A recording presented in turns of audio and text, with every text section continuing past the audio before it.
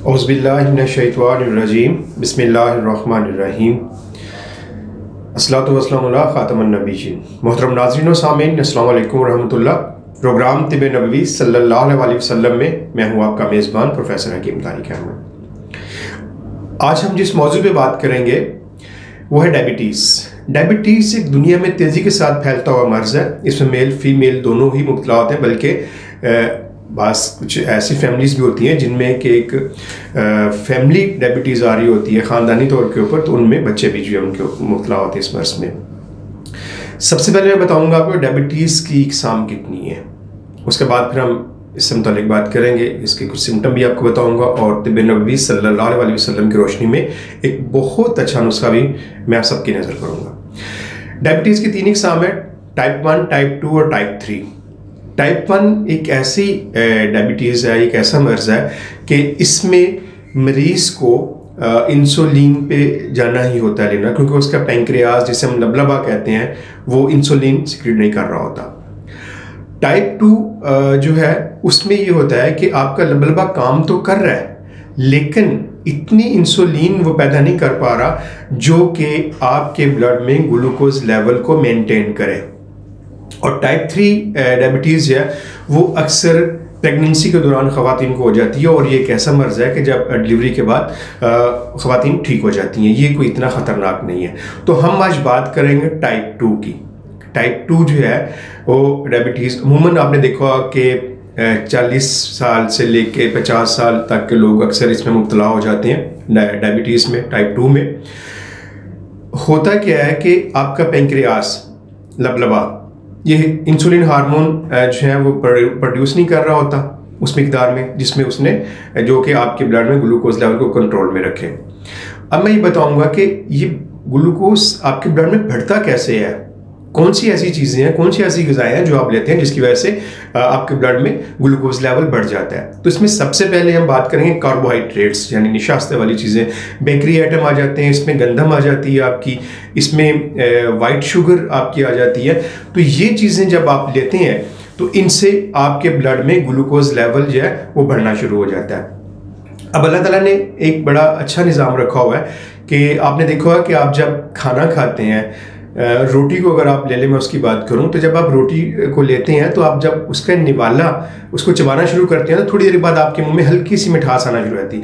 तो होता ये है कि जब हम जो भी ग़िज़ा लेते हैं उसका पहला हज़म जो है यानी वो हमारे खून में ग्लूकोज जज्ब होना शुरू हो जाती है। जब हम उसको चबाते हैं तो वो हमारे ब्लड में शामिल होना शुरू हो जाती है। इस तरह ये होता है कि हमारे ब्लड में ऐसा ग्लूकोज बढ़ना शुरू हो जाती है।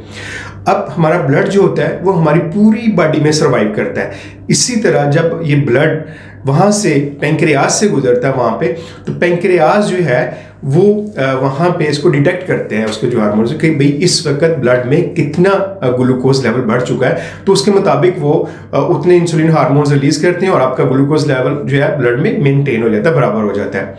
लेकिन जो डायबिटीज़ के पेशेंट होते हैं उनमें ऐसा नहीं होता, क्योंकि उनमें ये होता है कि उनका लबलबा जो होता है वो इस तरह इतना अच्छा काम नहीं कर रहा होता और वो डिटेक्ट भी नहीं कर सकता इतना तेज़ी के साथ कि इस वक्त ब्लड में ग्लूकोज लेवल क्या है। तो इस तरह फिर आपका ग्लूकोज लेवल बढ़ना शुरू हो जाता है।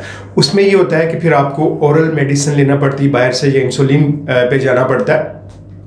इंसुलिन या मेडिसिन भी जो भी आप लेते हैं तो वो भी यही काम करती है जो इंसुलिन काम करती है, जो आपका लबलबा जो सिक्रीट करता है इंसुलिन को।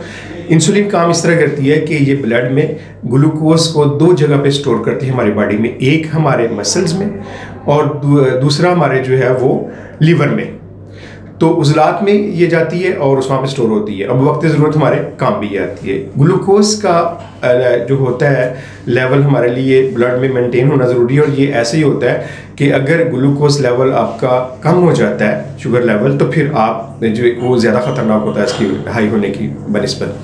तो इसमें ये तो टाइप 2 वाले हो गए।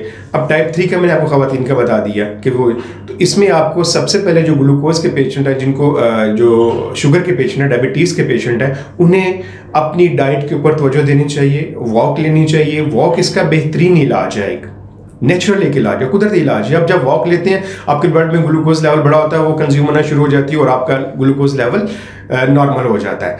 वॉक ज़रूर लेनी चाहिए डायबिटीज़ के पेशेंट को, और उसके साथ कार्बोहाइड्रेट्स आप कम कर दें, अपनी ग़िज़ा में प्रोटीन आप लेना शुरू कर दें तो वो ज़्यादा आपके लिए बेहतर रहेगा। मील जब भी आप लें उसमें थोड़ा सा वक्फे से आप खा लें। फॉर ये नहीं कि आपने एक दफ़ा सुबह नाश्ता किया, खूब डट के कर लिया, उसके बाद दोपहर का खाना खूब खा लिया, रात का खाना भी खूब खा लिया और आपने वॉक भी नहीं ली, तो इस तरह आपका ग्लूकोज लेवल बढ़ेगा। तो इसमें ये है कि आप थोड़ी एहतियात करें, वॉक लें, अपनी डाइट का ख्याल रखें, कार्बोहाइड्रेट्स को कम कर दीजिए, इंशाल्लाह आपका ग्लूकोज लेवल जो आपके ठीक रहेगा। तो तिब्बे नबवी का एक बहुत ही प्यारा नुस्खा जो मैं आप सबकी अभी नज़र करता हूँ, आप इसको बना के इस्तेमाल कर सकते हैं। इंतहाई बेज़रर है, इससे आपको बॉडी के ऊपर कोई इसके बैड इफेक्ट नहीं होते, बल्कि बहुत अच्छे इफेक्ट आपको नजर आएंगे। तो इसको आप नोट कर लीजिए और इसे आप बनाएं, इस्तेमाल कीजिए, इंशाल्लाह इससे आपका ग्लूकोज लेवल कंट्रोल में रहेगा। सबसे पहले आपने लेना है कलौंजी, आप ले लीजिएगा। कलौंजी के बारे में नबी करीम सल्लल्लाहु अलैहि वसल्लम ने फरमाया कि इस स्याह दाने को अपने ऊपर लाजम कर लो कि इसमें सवाए मौत के शिफा है। और उसके बाद हम बात करते हैं मेथी दाने की। मेथी दाने की एक हदीस मैं आपके सामने बयान करता हूँ, उसमें यह कि नबी करीम सल्लल्लाहु अलैहि वसल्लम ने फरमाया है कि अगर मेरी उम्मत को पता चल जाए कि मेथी दाने क्या फ़ायदा, तो सोने के मोल बिके मेथी दाना। अब आपने यहाँ पे कलौंजी लेनी है 50 ग्राम, मेथी दाना लेना है 50 ग्राम, और इसमें 25 ग्राम आपने तुख्मे कासनी शामिल कर लेना है। तो ये एक मुकम्मल नुस्खा बन जाता है।